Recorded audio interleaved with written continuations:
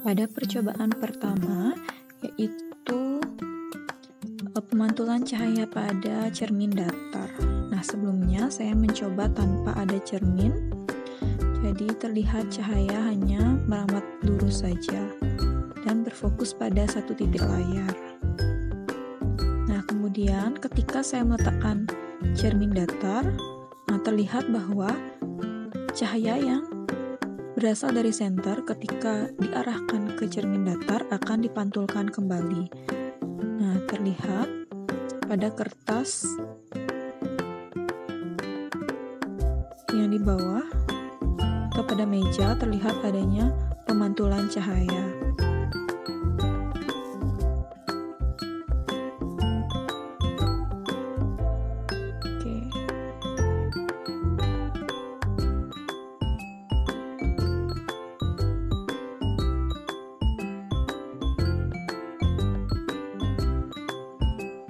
Jadi hal ini terlihat bahwa pemantulan cahaya, salah satu sifat dari cahaya yaitu cahaya dapat dipantulkan. Nah, bisa dilihat pada kertas yang saya letakkan di yang berdiri tegak dan di bawah. Nah, terlihat cahaya dipantulkan.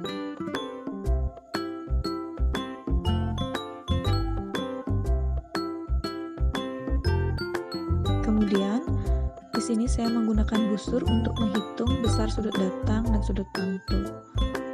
Nah, ketika saya mengarahkan senter pada sudut datang sebesar 30 derajat, nah sudut pantul yang dihasilkan sama, yaitu 30 derajat.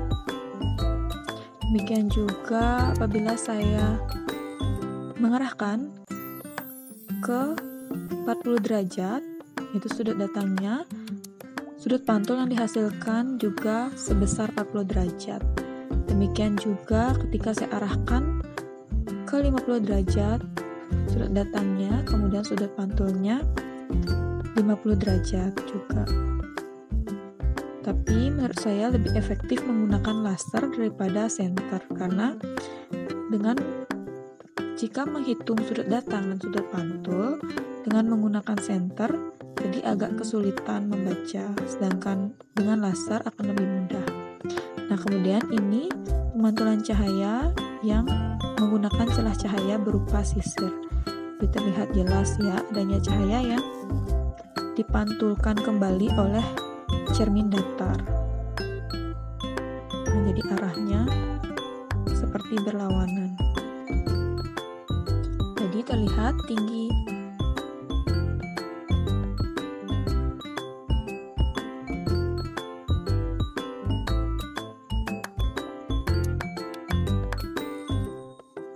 Kemudian, ketika saya meletakkan benda yang berupa lilin, jadi tampak tinggi benda atau lilin tersebut sama dengan tinggi bayangan yang dihasilkan pada cermin datar.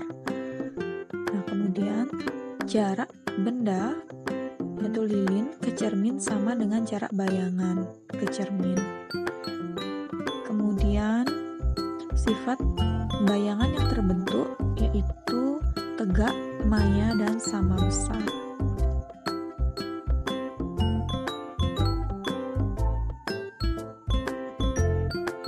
Nah, kemudian pada cermin cembung atau saya menggunakan lensa cembung di sini yaitu loop.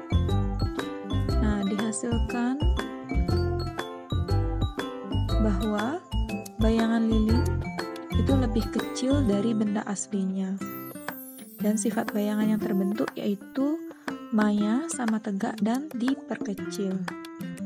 Nah, dapat terlihat bahwa ketika jarak benda itu 10 cm, ternyata menghasilkan jarak bayangan sebesar 8 cm.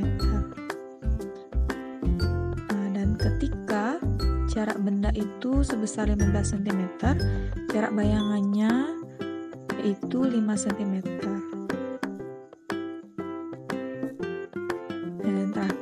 Ketika jarak bendanya 20 cm dan jarak bayangan yang diperoleh yaitu 5,5 cm. Nah, terlihat bayangannya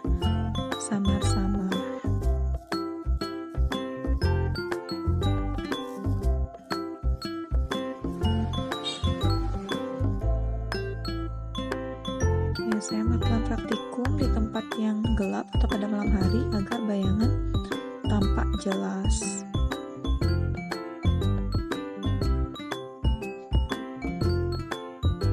Nah, terlihat sifat bayangan dari. Nah, sekarang untuk praktikum percobaan yang ketiga, itu pemantulan cahaya pada cermin cekung.